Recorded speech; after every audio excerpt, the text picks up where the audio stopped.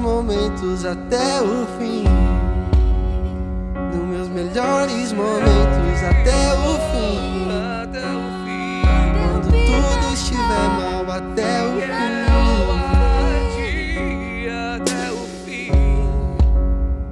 Cantarei a ti até o fim. Nós te entregamos esse louvor eterno. Obrigado porque você é um Deus eterno. E aquilo que a gente mais ama fazer, a gente nunca vai parar de fazer. A gente nunca vai deixar de fazer.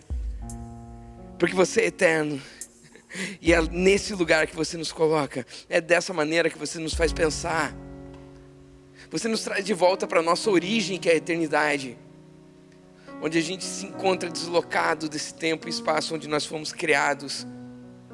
Para ser a tua imagem e semelhança. No espaço do infinito.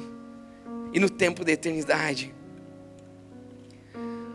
Obrigado que nós vamos contigo até o fim. E quando a gente vai contigo até o fim, pensando na eternidade, a gente descobre que você é o caminho. Que o nosso anseio por destino, na verdade, é um anseio por progresso. E que a nossa vontade de chegar a algum lugar veio de você, e você deixou isso no coração de cada ser humano. Cada ser humano que já nasceu se pergunta: eu pertenço aqui, o que eu faço, de onde que nós viemos, para onde que nós vamos? Você deixou esses anseios no coração do homem para que a gente encontre você enquanto busca esses anseios naturais. Só você pode satisfazer. Obrigado pela tua fidelidade conosco. Nós só podemos ser fiéis a você porque você foi fiel a nós antes disso. Nós só podemos ser fiéis a você porque a fé é um dom que você nos deu. E a gente jamais poderia chegar nisso sozinhos. Obrigado porque fidelidade, ela expressa sabedoria e não burrice. Fidelidade, ela expressa sabedoria e não apego. Fidelidade, ela expressa sabedoria. Muito obrigado porque o temor do Senhor é o princípio da fidelidade. Amém? Sejam bem-vindos a essa sessão. Gente, que incrível. Muito bom. Que banda incrível. Que momento maravilhoso. Eu imagino que em casa tenha sido algo parecido com o que a gente sentiu aqui. Obrigado, Alex. Pega aqui a máscara. Não sei quantos de vocês percebem as coisas organizadas por Deus e de repente descobrem que era Ele cuidando das coisas o tempo todo.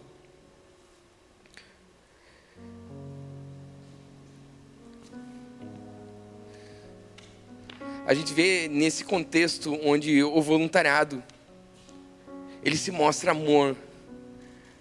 E a gente consegue, em momentos como esses, que a gente não pode ainda aglomerar muita gente.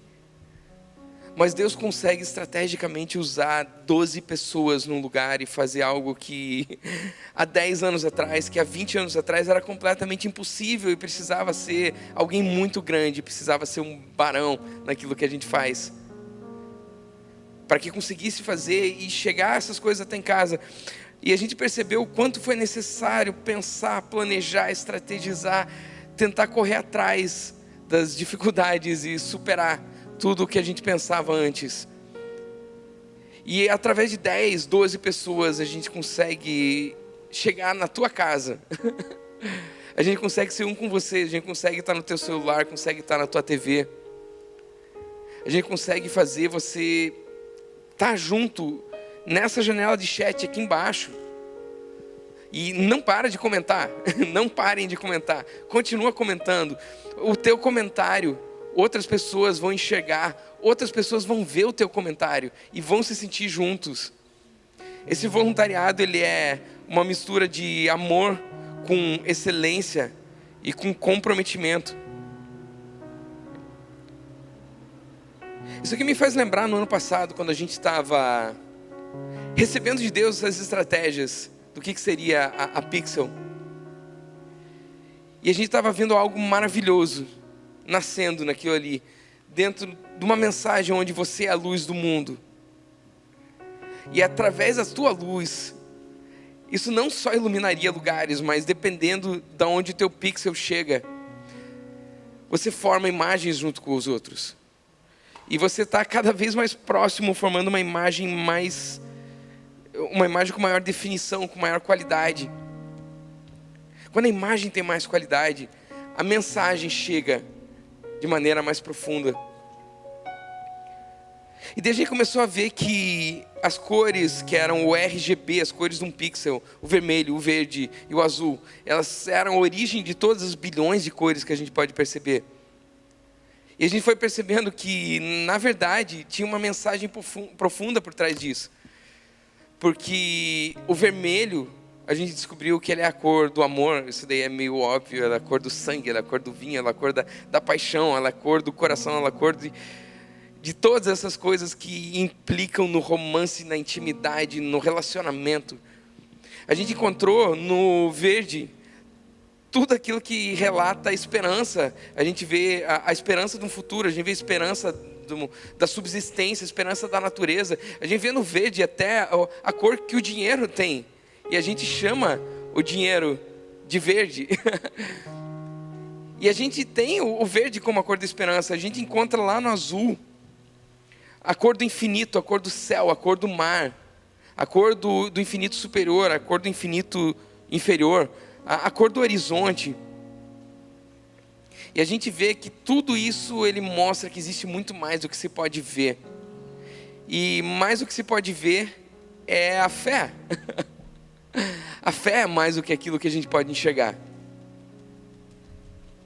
E a gente descobre que todas as bilhões de cores elas podem ser formadas por essas três. E a gente começa a ver que como que a gente pode chegar. Será que isso é criatividade que a gente tem? Eu tenho certeza que muito disso é criatividade. Mas eu sei também que muito disso é recebido de Deus. Muito disso foi Deus quem falou. É engraçado que quando a gente ouve de Deus falando alguma coisa e a gente tenta traçar uma estratégia para fazer algo que Deus nos falou, e isso espiritualmente é muito diferente de alguém religioso que simplesmente pega trechos da Bíblia para traçar algo que o seu próprio coração quer. Alguém que se baseia em coisas que Deus realmente falou, mas ele escolhe seletivamente alguns textos. E desses ele faz o seu próprio projeto, o projeto do seu próprio coração. Está aqui em 2 Coríntios, nos versículos 9 e 10. Não sei se está com a tua Bíblia aí na mão. 2 Coríntios 9, 10 e 11. Ele fala que aquele que supre a semente ao que semeia e o pão ao que come, também lhe suprirá e multiplicará a semente e fará crescer os frutos da sua justiça.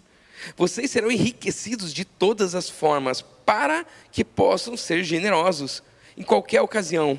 E por nosso intermédio, a sua generosidade resulte em ação de graças a Deus. Quando a gente começa a usar aquilo que a gente tem para aquilo que Deus pediu, ele começa a fazer prosperar as coisas que a gente faz.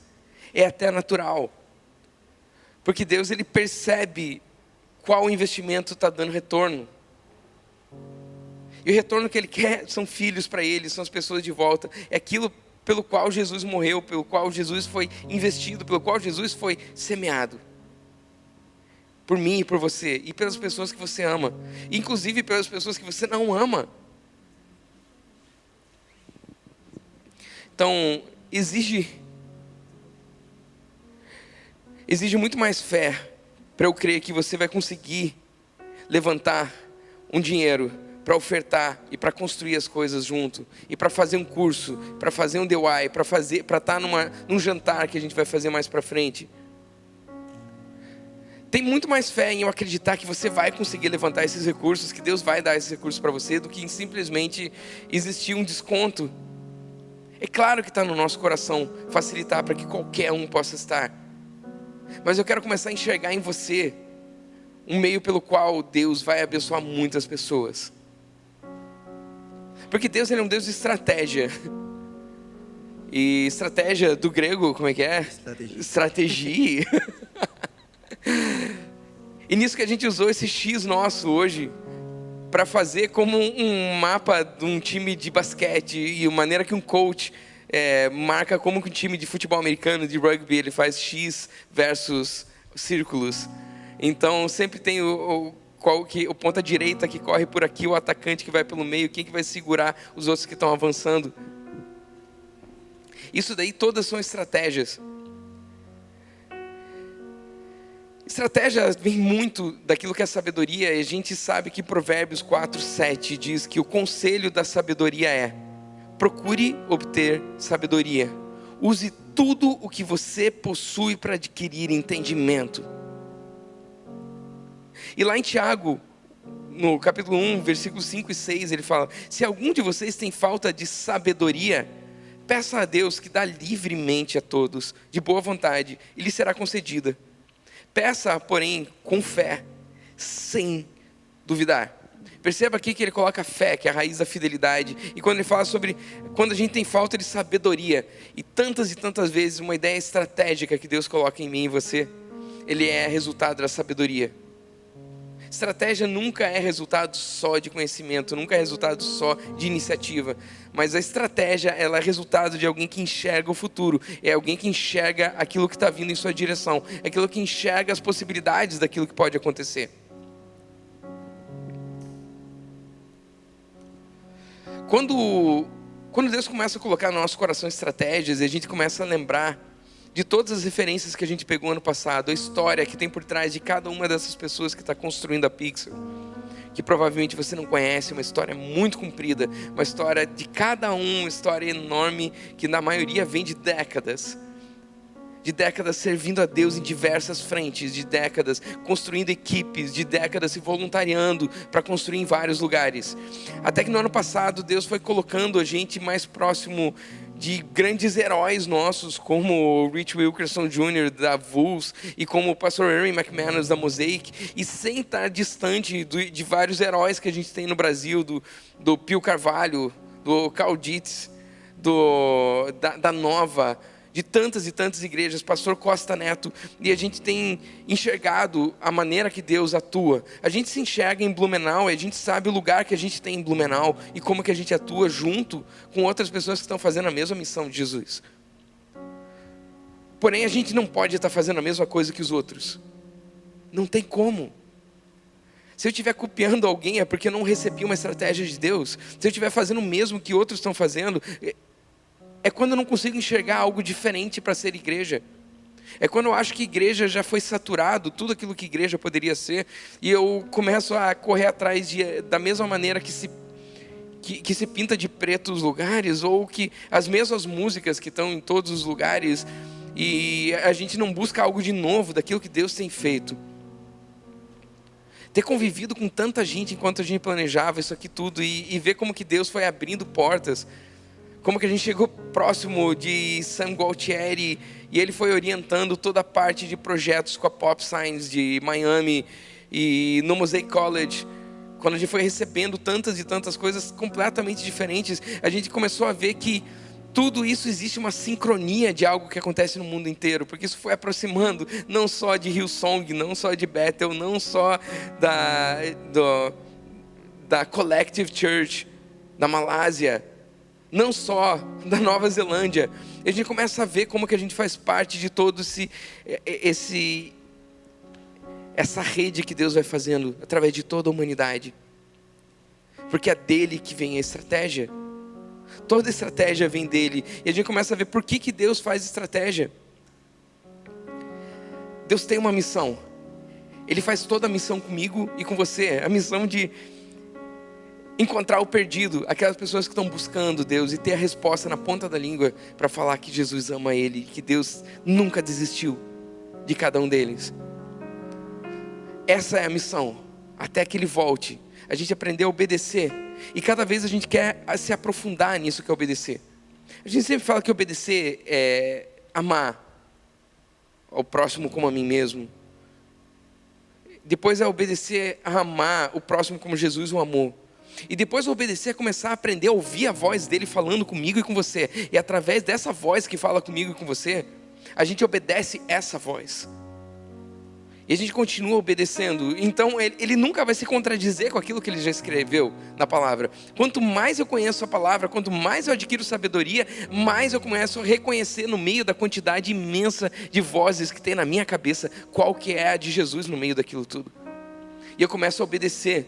E quanto mais fiel eu sou aquilo ali, mais rápido eu obedeço, até que a gente chega à velocidade da luz. Quando a gente está junto com as outras pessoas, a gente vê que sozinho a gente consegue chegar longe, e juntos a gente...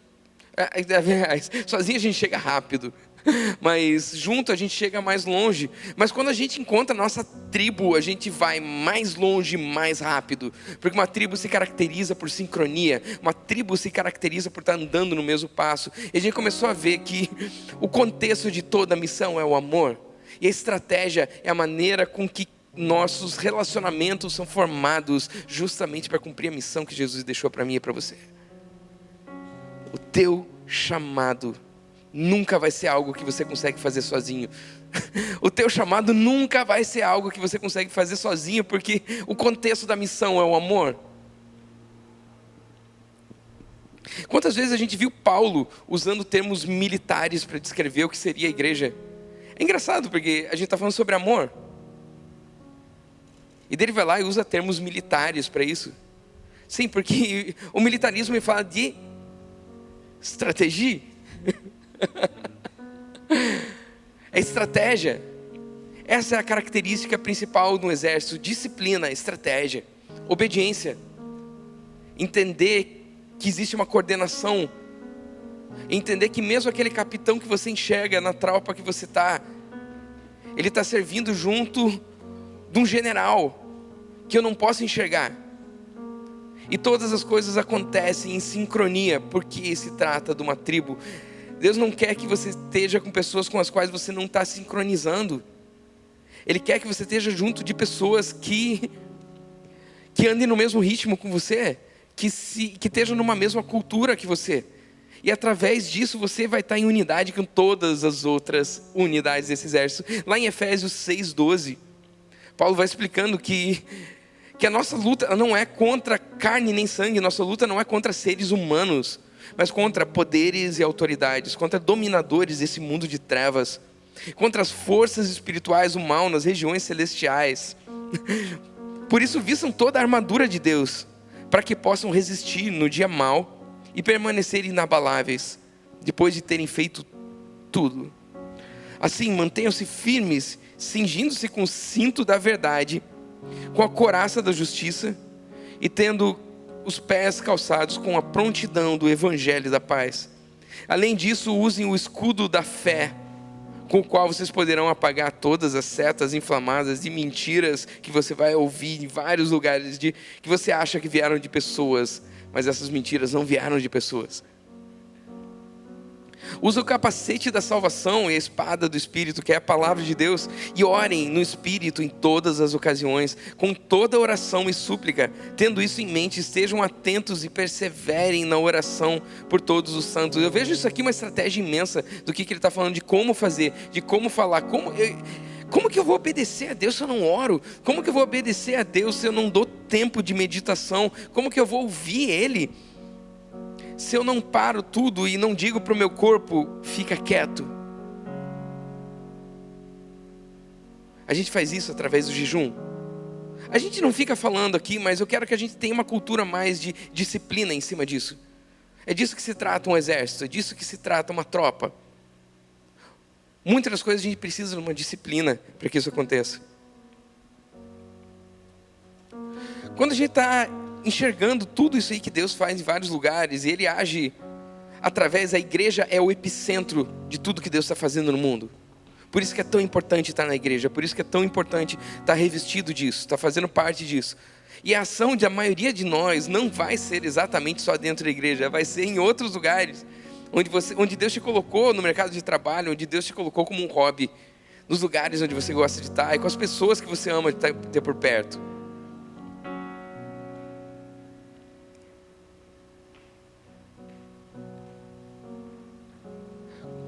Quando a gente começa a ver sobre estratégias na Bíblia, a gente vê desde o começo as estratégias malucas que Deus teve através de Noé, a estratégia maluca que ele teve através de Abraão.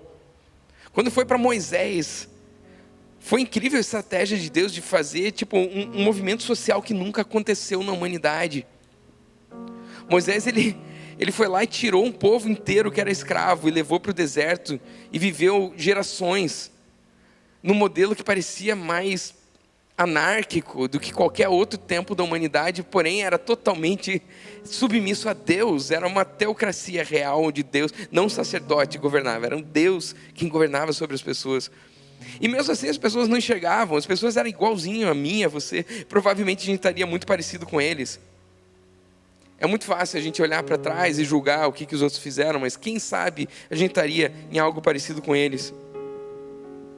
Quando você vê lá Moisés, que ele não tinha muito o que fazer para falar com o faraó, foi lá e jogou a vara dele no chão e virou uma cobra, e comeu a outra cobra do outro cara.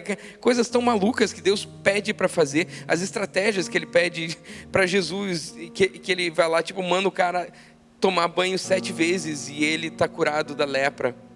Ele cospe no chão e pega aquela lama, passa no olho, e aquele lá passa a ser curado. Isso nem não são estratégias lógicas. Isso são coisas que Jesus falou, são coisas que Jesus fez, que Deus falou para ele. Ele foi lá e fez. Mas quando eu olho todas essas estratégias que tem na Bíblia, a Bíblia ela conta inúmeras histórias. 67% da Bíblia é storytelling. É contação de histórias, de coisas que aconteceram. Algumas podem ser completamente história que está contando, de coisas que não aconteceram, mas histórias que falam símbolos reais, aquilo que Deus quer no nosso coração. Mas em todas essas histórias, todas as estratégias, Deus só usou, que eu vejo um ponto em comum, Deus usou o quê? O que as pessoas tinham na mão. Deus nunca esperou você ter outras coisas para começar a usar. E Deus pode usar aquilo que está na minha e na tua mão de maneiras que a gente mal imagina. A gente não consegue imaginar o que Ele é capaz de fazer com aquilo que a gente já tem. Eu amo quando chego no livro de Josué. Josué é um livro militar incrível. A gente vê como que Josué deu passos tão maiores que Moisés. Josué, ele foi um visionário da geração anterior.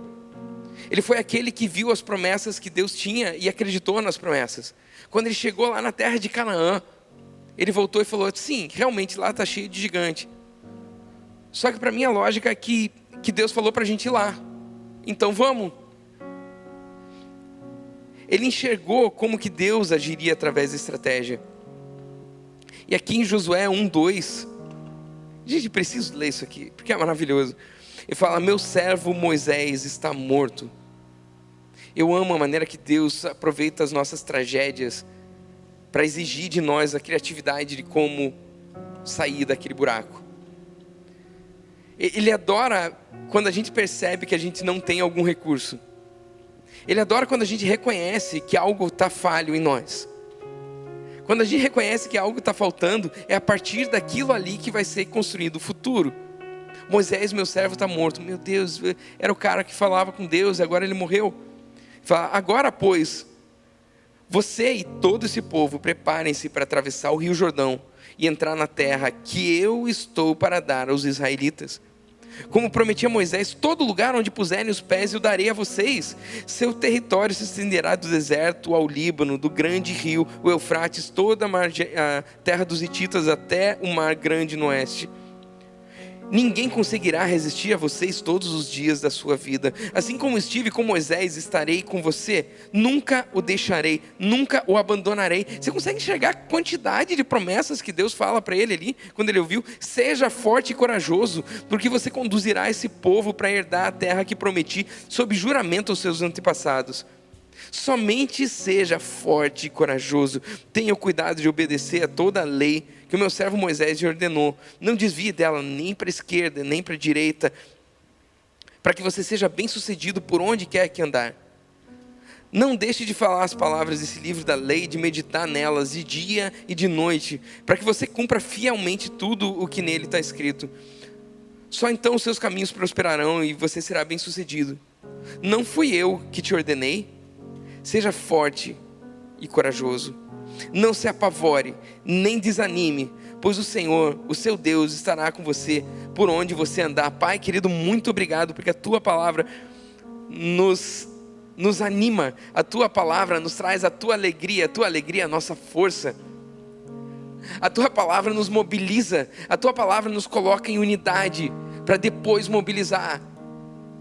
Você nos dá uma missão, e no meio dessa missão o caminho são os relacionamentos que a gente vai fechando, são as pessoas que a gente aprende a amar, são as pessoas com as quais a gente faz tarefas junto, e as tarefas geram atritos, e os atritos geram perdão, e o perdão gera relacionamentos eternos. E a sabedoria que a gente vai ganhando, o conhecimento que a gente vai ganhando, vai se tornando em estratégia para dar mais e mais passos para frente. Obrigado porque você hoje nos organiza, não como uma igreja que oferece grupos pequenos, que oferece LEDs, mas uma igreja formada por LEDs, porque a big picture, o telão, ele só pode ser formado por módulos de LEDs, e não tem outra maneira de formar a big picture. Muito obrigado, porque você nos ordena a ser fortes e corajosos. Porque você nos protege, porque você nos dá força. Nós queremos aprender a conquistar tudo aquilo que você colocou nas nossas mãos. E continua falando assim: Josué ordenou os oficiais do povo: percorram o acampamento e ordenem ao povo que preparem as provisões, que daqui a 3 dias vocês atravessarão o Jordão nesse ponto, para entrar e tomar posse da terra que o Senhor, o seu Deus, lhe dá. É engraçado que lá no 16...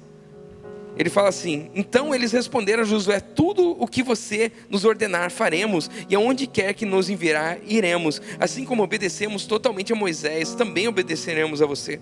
Somente que o Senhor, o seu Deus, seja com você, como foi com Moisés. Todo aquele que se rebelar contra as instruções, não obedecer às ordens, seja que o ordenar, seja morto. Somente seja forte e corajoso. Ele começa a pegar pesado aqui. Mais para frente você vê eles invadindo a terra, você vê Deus dando uma estratégia para eles tomarem a cidade de Jericó, onde eles andam 6 dias ao redor, e no 7º dia eles andam 7 vezes ao redor, tocam as trombetas e a muralha de Jericó cai. Eles saem daquilo ali e Deus fala para eles tomarem a cidade de Ai, onde eles não obedecem exatamente a estratégia que Deus deu, então eles vão lá e são derrotados em Ai. E a moral deles na região começa a cair, os outros povos já estavam começando a ter medo deles. Eles mudam a estratégia, tomam Ai e começam a tomar diversas outras cidades. Mas quando a gente volta lá para Paulo e a gente vê, dentro das promessas do Novo Testamento, ele fala que a nossa guerra não é contra carne, nem contra sangue. E a gente começa a enxergar de uma maneira muito diferente, porque diversas pessoas sempre me questionaram: como que um Deus que é amor manda eles saírem matando todo mundo?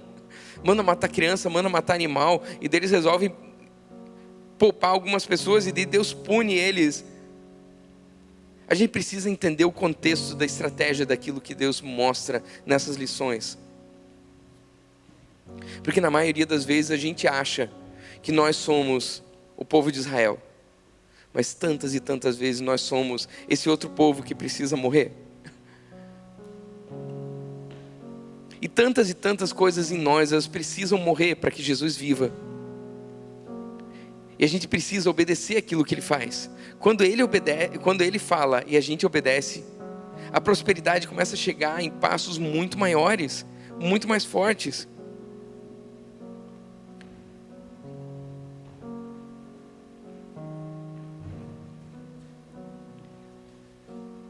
Segunda Coríntios 10:4 fala: porque as armas da nossa milícia não são carnais, mas sim poderosas em Deus para a destruição de fortalezas. Tudo isso aqui ele simboliza muita coisa na minha vida, na tua vida. É a maneira que a gente precisa realmente ter uma limpeza, porque são pensamentos que dominam, pensamentos que escravizam. E são eles que a gente tem a promessa de nos livrar. E através da nossa própria transformação, a gente pode começar a transformar o mundo, porque você nunca vai transformar nada sem ter transformado a si mesmo primeiro.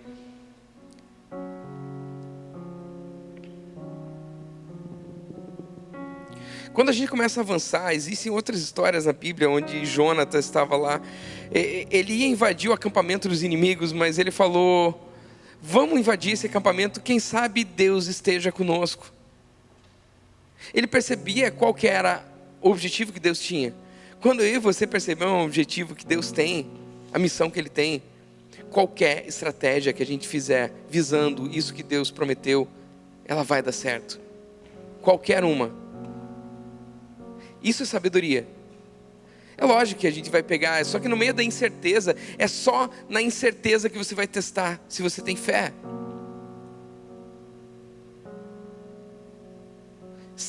Sem incerteza, não existe fé. Ele coloca eu e você no meio de diversas incertezas, porque é no meio delas que Ele vai se manifestar. Ah, mas tinha o plano da gente ir para determinado lugar e a gente não foi. Não, às vezes não foi. E agora, o que Deus vai fazer? Cara, são tantas as possibilidades. São inúmeras as possibilidades para fazer tudo aquilo que Deus prometeu. Coisas que só eu e você vamos conseguir fazer.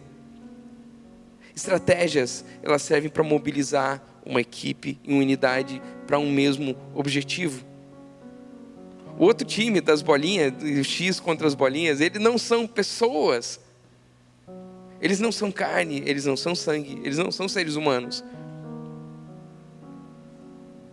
Eles são ideias, eles são escravizadores, eles são opressores. E eu e você podemos ser voz de justiça, podemos ser voz de esperança nesse mundo, porque a gente vai coordenado para o mesmo lugar, porque a gente obedece o mesmo Jesus que fala comigo e com você.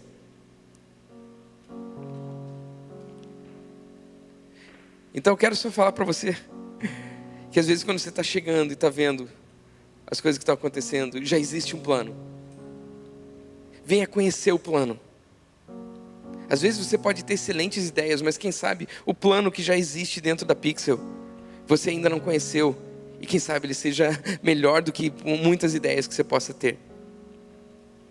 E às vezes olhando de fora, não enxergando a densidade de tudo isso que está para acontecer. Pessoas de fora podem começar a dar dicas, a dar suposições. Devia fazer desse jeito, devia fazer daquele outro. Achando que a gente simplesmente não tem nenhuma densidade, que a gente não está ligado a ninguém, mas a gente tem uma submissão imensa ao Espírito Santo. A gente ouve a voz de Jesus falando com a gente, e a gente busca ter um vocabulário um pouco diferente do convencional. E às vezes a falta do vocabulário trigger faz com que pessoas não sintam o Espírito Santo falando nisso. Mas saiba, você faz parte disso tudo. O que Deus tem para você fazer através disso, ninguém mais vai poder fazer. Você é único e Ele te criou para ser único. E a cada passo de aprendizado que você toma, você se torna mais único. A cada diploma ou formação que você tem, te torna mais único ainda. Te torna alguém completamente diferente de quem você mesmo já foi. E cada vez que a gente tenta ser igual a alguém menos único, a gente se torna. Então eu quero que você hoje, através de Jesus, possa se tornar mais único do que você já imaginou antes. É assim que Ele nos liberta. Quando você é livre, você é completamente única. Quando a gente está preso ao que os outros pensam de mim e de você, a gente já não é mais único. A gente não pode mais demonstrar aquilo que Deus colocou de essência em nós. E o que Ele tem para você sempre vai te conectar a pessoas, porque é assim que Jesus faz.